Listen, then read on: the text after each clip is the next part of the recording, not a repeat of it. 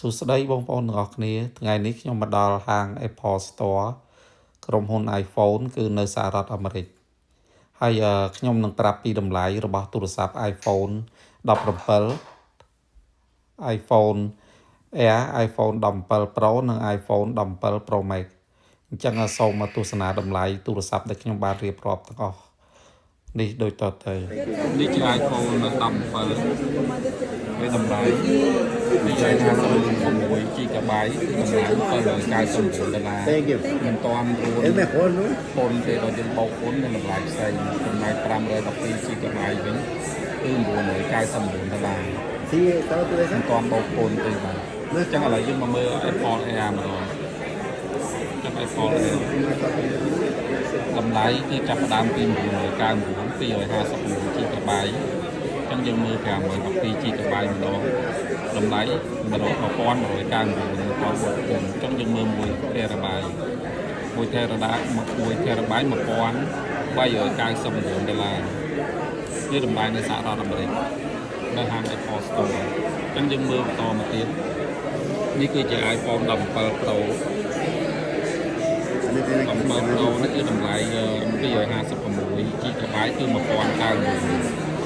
ហើយ512 GB គឺ$1,299 និង1 TB $1,499 ចឹងយើងមកមើល17 Pro Max Ya cuando llega como a la mitad ya, ¿no? 17 Pro Max យើងមកមើលតម្លៃ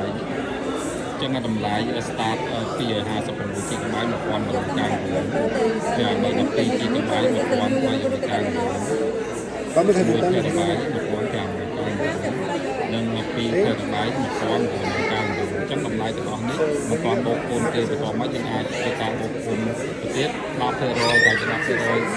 ទៀតគឺតម្លៃឡើងលើនឹងយើងគិតតាមនឹងទៅអញ្ចឹងចំពោះ color យើងមកមើលពួក iPhone 17មាន5ពណ៌បងប្អូនមានដូចជាពណ៌ black